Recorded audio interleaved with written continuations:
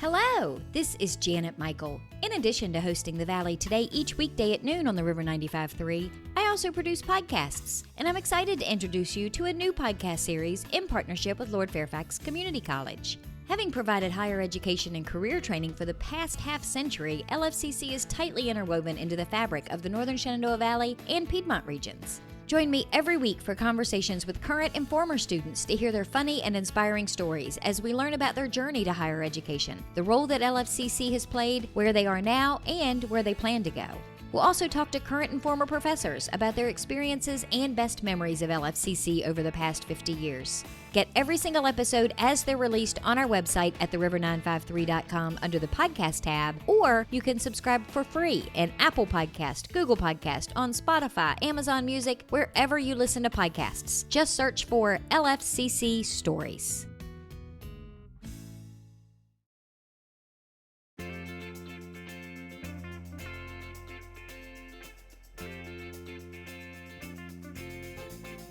Hello and welcome to The Valley Today. I am your host, Janet Michael. Happy Friday as you are listening to the show today. It is United Way Day, so that means we are on the Zoom screen with Elise from United Way of Northern Shenandoah Valley. Joining us is a newbie to his position. However, he is not a newbie to the show. Andy Gale may have the award for most Valley Today episodes for different topics and different people in the history of my being the host. But today, Andy Gale is on the Zoom screen with us. He is the executive director of the Literacy Volunteers Winchester area. Thank you both for meeting me on the Zoom this afternoon. Thanks for having us. Yeah, definitely. It's nice to be back again. So yeah, I was going to say, I was thinking about this earlier, Andy. I was rolling through, you've been on for Fremont Street. You've been on with L'Auberge. So it seems only fitting that, this would be your actual job that you come and do a show for. I know, right? No, it's been fun. I've made a couple jumps. I mean, I got it when I was with Woodmark. I came on for the Emerging Leader Award, then Fremont, and then L'Auberge. And now this is like my real job, real time, not just something I'm doing for once. So it's been a lot of fun. It's kind of cool to get paid for something that you're passionate about doing, isn't it? Definitely. I mean, some days are more stressful than others, but every day is still fun to come in and work towards our mission. So tell me about your mission. What does Literacy Volunteers Winchester area do? So our mission is to improve the community by advancing essential literacy skills for adults through education and advocacy. We do everything from teach people basic English as a second language, computer skills, reading, writing, math, science. We do one-on-one tutoring for the citizenship exam. We help people get driver's license. If they need GED tutoring, we work closely with Lord Fairfax, who actually does the class, but we're there for that extra support, that extra layer of tutoring. So we have group classes, one-on-one classes, and we really just sort of here to help adults in our community become, I guess, more literate and have better chances to improve their lives and ultimately improve our community. And I think people would be surprised at the number of people in our community that need these services. Yes, ma'am. The numbers are kind of staggering. We got numbers out of Pro Literacy, this national group we belong to. There's like 48 million adults in the United States that have literacy issues. The average number in Virginia is about 18%, where Winchester City itself is slightly higher, with Frederick and Clark County still at that 18%. And that's not just illiterate. That's not someone that can't read or write at all. That's someone that has some sort of issue with reading, writing, speaking, communicating, computers, anything like that. It's a much broader topic than just reading, which, I mean, I thought that's all literacy did when I was on the funding side and giving out grants to them and getting in and meeting the individuals. It's been really exciting to sort of see how many people want to better their skills, improve their lives, and ultimately give back to this community. And it's interesting to me, Mark has talked about this in previous shows, that it's not always a language barrier. I know you teach English as a second language, but it's not always those that don't have English as a first language that they have issues and needs just as much. That's really true. And it's interesting to think that there are literacy issues throughout our entire community. But it's really wild when you happen upon it, because it's assumed that most people can read, write, and get through what they need to do. the first time I think I came across someone with a really intense literacy issue was actually doing a kickoff for United Way at one of our corporate partners. It was someone who was a line worker that wanted to fill out a pledge card. And she came up to me with her pledge card, and she said she'd copied everything the person next to her had put down, but wasn't sure what to do for a signature. And you could tell that this person had no idea how to read the pledge card. They didn't know how to sign the pledge card. And it really just broke my heart that this person was donating back to local charity, but they didn't even know how to sign their name. And it's amazing that people can come through our education system and all these different amazing programs that we have available, but people can still fall through the system. People that went through K-12, people that look just like you and I, you would never imagine that it is a problem that people have. And it is here in our community for sure. And they have crazy coping skills, I would imagine, Andy, to be able to hide it and still function at some level in our society. So you'll actually see an article that we're going to be posting on the Literacy Volunteers Facebook page. There's an article out of the BBC writing about a gentleman from somewhere in the Midwest, I can't recall, but he was actually a teacher for 17 years and couldn't read. He had coping skills where he'd bring a student up to be his assistant for the day. He just sort of got passed through the school systems the whole time and was a teacher back in the 70s without actually being able to read. Somehow, I'm reading a lot of stories and stuff where it's you get inspired to sort of go out and improve their skills so that they can read a story to their grandkids. They can help read the kids a book, stuff like that. And it was this gentleman who was a teacher and stepped back and then got connected with the Barbara Bush Foundation, whose mission is 100% supporting literacy across from birth to death. And the fact that he made it that long and was a coach and a teacher and couldn't read himself, it's pretty jarring, but also touching that he found that passion and now has his own foundation to sort of help with literacy. Well, and at least you bring up a good point, because those of us that can't imagine and don't think about those who possibly can't. And second, I can't even begin to imagine. It is so ingrained in everything that I do and who I am, just the ability to read something. I can't even imagine what it's like to not be able to perform that function. It's crazy because Literacy Volunteers' mission really does hit home for me. When in college, one of my volunteer projects I did to get my degree was to actually work at a GED office. And one of the people that came into that GED office was a elderly woman who was illiterate, and she'd bring in her grandchildren to help her get through. And she realized it was a problem that she wanted to take, some first steps on. One day when she was driving to the grocery store to work at the grocery store, and there was construction, and there was these light up signs saying directions of which way to go, and she couldn't read the signs. She knew the way to get to the grocery store, to get to her job, and to get to the school to pick up her grandchildren, but she didn't know what the signs were saying, and she didn't know how to find a new way and what the road work was telling her what to do. And for her, that was the big moment where she decided to make a change. And that's really what hit something in me, that we have to be here to support people who want to better themselves in any area, from literacy to maybe getting that GED, which this woman eventually did do, which was incredible to be a part of that, to helping people understand how to use computers and to be a part of the job market, which is also something that Literacy Volunteers does. Andy, I would imagine, you mentioned it a second ago, that this is a huge first step for a lot of people to admit that this is an issue and to take that first action to be able to overcome it. What's it like when they do that? I mean, do they pick up the phone and call you? Do they walk into your office? I mean, of course, with COVID, I'm sure it's a little different than it was a year or two ago, but what is that first experience like for them? So a lot of it's word of mouth. We're getting someone that somehow got connected to us. They give a great experience. They take a class, they do something, they tell their friends. How many times I can tell you, I pick up the phone, Literacy Volunteers, this is Andy, how can I help you? Oh, my friend so-and-so told me I need to call you. I want to do this, I want to do that. We've been in the community 36 years. We were founded in 1985 in the basement of two former teachers' homes. They decided there was an issue, they wanted to solve it. So a lot of people don't realize we've been around that long. We've helped a ton of people. Really, we're just here we're there. We don't judge. We're here to connect you with a kind, caring individual. It's a volunteer tutor that's going to help you with any of the skills you need. I can't tell you how many times I have tutor pairs that were focused on one thing, but that have helped with 3 or 4 other things.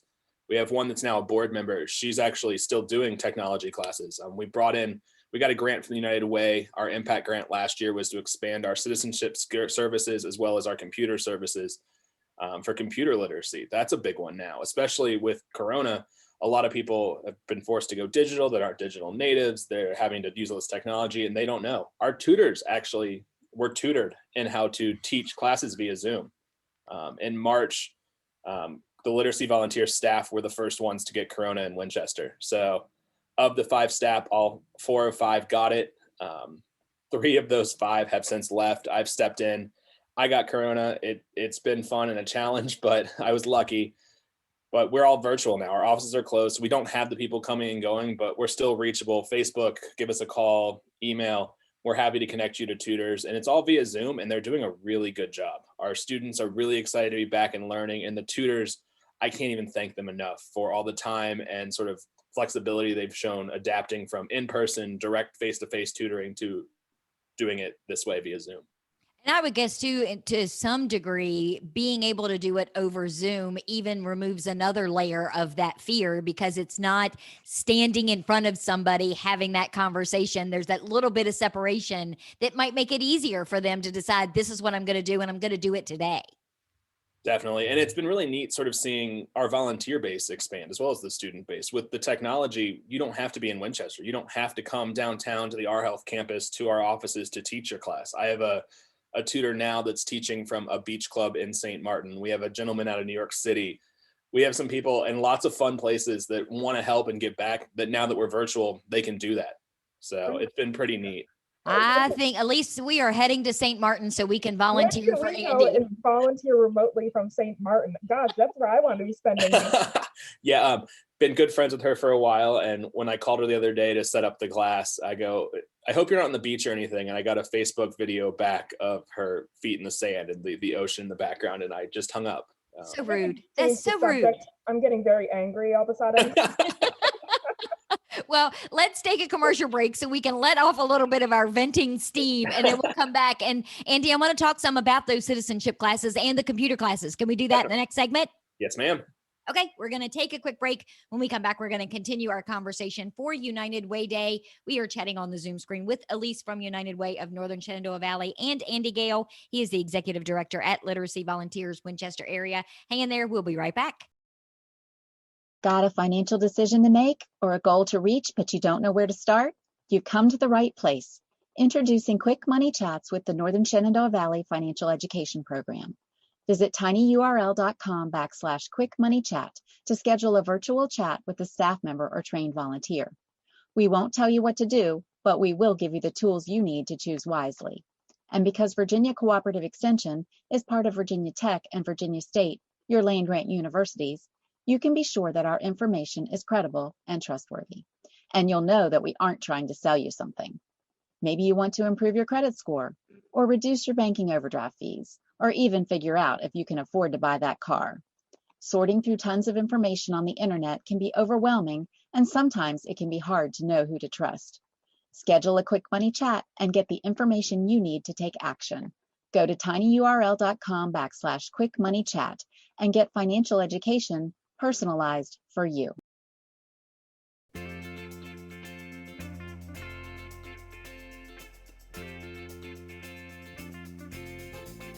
Welcome back to the Valley today. I am your host, Janet Michael. Happy Friday as you are listening to the show today. It is United Way Day Friday. So we are on the Zoom screen with Elise from United Way of Northern Shenandoah Valley. Joining her is Andy Gale. He is the executive director at Literacy Volunteers Winchester area. And Andy, we talked in the first segment about all of the different, warm fuzzies that you are able to get for your staff when they're teaching people how to read for the first time, and all of the things that their world then opens up for. But when we went to break, we were talking about computer classes, and you mentioned the citizenship classes. How hard is it to teach somebody virtually how to use a computer? So that's been our biggest challenge. We got the United Way grant last year thinking we could be open. There's a great computer lab on the Our Health campus that the Our Health team lets us use, and updates and all that great stuff. But with Corona, it's probably 10 feet by 10 feet. So there's no safe way to put people in there socially distanced and teach the class. we have had some people who've done more than our basic class. They want to learn Excel. They want to learn PowerPoint. They want to learn those things. They have that basic knowledge. And what we've done sort of to pivot is one-on-one tutoring via Zoom. So we have a group of computer tutors that'll happily teach how to use Excel, how to use PowerPoint, Zoom basics, things like that. We can teach those if you can use a computer and get there. We have an intern starting in February. She's a senior at Hanley, and with her flexible schedule wants to give back. And so she's going to help do some videos to get people up to speed in those basics so they could jump in and learn how to do Zoom, learn how to do that. But we actually got some other funding as well. And we're going to hopefully in March, early April, once the vaccines sort of roll out a little more, and it's a little safer, bring back our basic computer classes, socially distanced, using, we've talked to Innovault about using their banking hall, big, high ceilings, lots of space, safe way to do it.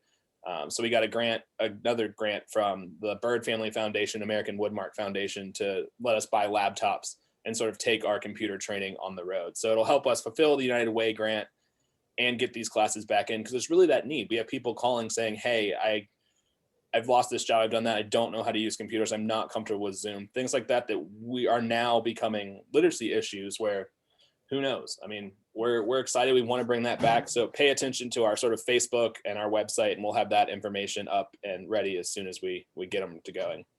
Elise, we recorded a radio show a couple of years ago in that computer lab that Andy is talking about, and it really isn't that big. What happens, Andy mentioned the grant from United Way. I know I was on the funding distribution committee for that, and we were kind of in the middle of COVID when it was going on, but some things you didn't think it was going to impact that it ultimately did impact. How does those grant funding things work when you can't do what you applied for the grant to do? Well, your literacy volunteers is not the only one who's had to pivot a little bit. I'd probably say a third of our agencies have had to pivot slightly with their grant in one way or another. Be it a food pantry, using that money for food because there's increased need, or using money to change, to still operate on that same principle, but having to adjust slightly to suit the changing needs. So everybody has had to change. There's no one who has been absent from this epidemic. Everyone has been impacted in some way. And so we're seeing that our agencies, especially nonprofits, it's just so important for all of us to stay relevant and to meet people where they're at and find out what the needs are now, because they have all changed, and figure out what we can do to help fulfill those needs. Andy, I was having a conversation with a friend of mine this morning on the phone, and it's funny that I told her, I said, I'm recording a radio show later today with literacy volunteers. They do citizenship tests. We were literally joking about the fact that we weren't sure either one of us could actually pass a citizenship test. They're pretty tough tests, regardless of what your background is. They are. And so we have a legal services program that was developed in 2017 with some accredited reps. So we can actually help with the sort of basic legal steps to get you there. But really the bread and butter for us has been citizenship tutoring. We have, since I started in this role in August, we've had 8 people become citizens, which is really exciting. I mean, pandemic beside the point, they did it. They took their test. They were sworn in. Usually we would send someone from literacy down there to help celebrate with them, give them flags and stuff. We've had to do it virtually. But what we do is we can pair people up one-on-one with tutors here that have had the training, are experiencing, and help tutor to the test. They'll help teach the history. They'll help get the English and the writing skills up. They'll help prepare you for the interview. Then there was changing ruling, sort of, I want to say early December it hit. They added a few more questions to the test. We're pretty excited. We're hearing some things with the new administration coming in that it might make citizenship and becoming a citizen a little easier, take some of the bureaucracy out of the deal, which would be great. We've got 35 clients in the process right now that we'd love to see all come through and be citizens. That's really what we're trying to do. We want to help people learn to read, learn English. I mean, we do a lot of English as a second language or English language acquisition classes that really, we've seen a lot of people come a long way. We had a lady who came from China, didn't really speak, and now is in a book club and talking about books. Really fun stories like that where we love hearing it. They're excited. They are smiling. It's those little things that we all take for granted that to someone who can now learn it and then do it, it really just sort of a point of pride. And we're just so proud of all of our students. So let's talk money for a second, because all of your services free? Are they based on income? How do people pay for any of the different programs that Literacy Volunteers offer? So all of our classes and tutoring have a $25 application fee. With need, we will waive that. We have scholarships available, but we find that for the classes, $25 isn't too much for their classes. We had first classes start yesterday, and they'll run January through April. So it's a pretty long, lengthy course time for $25. If there is need, we do have money, and donors have given scholarships. Books and materials are about 25. We say it costs about $50 for a student to take our classes, but we charge 25, and then literacy, we raise the money to cover that other 25. So when I'm talking to people, telling groups about us, a lot of people don't know what we do. They don't get it. They want to make a difference. I just tell them, look, for $25, you sponsor a student to better their lives. For $100, that's 4. For $250, that's 10 students. That's the size of a full class. You can sponsor a full class for less than a fancy dinner out. I mean, things like that. So really just putting it in perspective and letting people understand that these students really want to learn. That was the hardest part. Literacy was practically shut down from March through June, just with pandemic and people leaving and everyone having Corona. The students still wanted to learn. They sort of not demanded, but they were really sort of adamant that any way we could do it, they would adapt. They want to learn. They want to better their skills. We want to do that. That's our mission. That's why we've been around so long, because we want to help people improve their skill set and ultimately improve the community. So the other side of the money question, you touched on it just a second ago. If somebody's listening and they want to help, they want to write a check, they want to sponsor a class, they want to buy you a half a dozen new laptops, they want to do any of those kinds of things, how do they do it? Do they start at your website? Where is the best first place for them to go? So if they visit LVWA.org, that's our website, you'll see a really giant picture of my face pop up, which will be going away soon, but that's February. But we have a donate button there. Our Facebook page, which is just on Facebook, you search Literacy Volunteers, we pop up. We have a donate button there. We're on the Our Health campus at 301 North Cameron Street in Winchester. We take cash, check, money order. We don't want your firstborn children. Sorry, Elise. Joni's great, but you can have her. Yeah, what about pandemic puppies? Can I trade you 2 pandemic puppies for a class full of people learning how to read? I mean, can we auction them off? I would say yes. My husband would. No, we're open. We're creative. We'd love to. I mean, I'm talking to other nonprofits, to corporations, anything like that. We're trying to be creative. We know it's a challenge for everyone right now with funds, but there's still a need, and we're trying to fill it. And we're in a position where we still could use some money. We're off budget, but we're not going anywhere. The board and previous leaders here have left us in a position where Literacy Volunteers is not closing the doors. It's not even a risk. It's not on the horizon. We're going to keep adapting and making sure we're always here to help this community with literacy and citizenship needs. Elise, I know a lot of times when you're bringing on some of these different agencies that are part of United Way, we talk a lot about the stories and the impact that they're having on individuals in our community. And Andy's got dozens and dozens and dozens of stories. That's got to make, your job a whole lot easier when you're explaining to people what the United Way does and who it does that for. Well, that's absolutely true. We find with United Way that, we fund usually it's around 35 to 40 programs a year throughout our community. And many of the people that are clients at places like Literacy Volunteers are also clients at some of our other partners. And that through these networks of amazing partners in our community, we're able to help people really rise up and better themselves and better their entire life situation. And it's really programs like this at Literacy Volunteers that works alongside all of our other amazing programs that can help our community become such a better place to live. And that grant money that you give out every year doesn't fall as free money from the sky. It comes from donations. It comes from people participating. I know the Rubbermaid sale isn't this Saturday like it normally is when you're here, because there's an extra Friday this month. It's next Saturday, but going to that Rubbermaid sale and buying things is a way to support United Way that then filters out to all of these different agencies. Absolutely. We are so lucky to have a partnership with Rubbermaid Commercial Products, where on the last Saturday of every month we have a Rubbermaid sale and sell everything that is donated to us, to have 100% of it go right back to our local community. And so again, we have this coming up on the last Saturday of this month. which is the 30th, and it starts at 8 o'clock. It goes to noon at the Belk parking lot by the mall in Winchester. And 8 o'clock is the start time, and the early bird does get the worm. That's when all those nice little totes go away and the nice trash cans, all those little spatulas, things that are the demanding items. But please do come out, because everything that we sell does go back to help other local charities like Literacy Volunteers. And it's important to note there too, and I've done so many shows recently with Valley Health, administrators and doctors and professionals.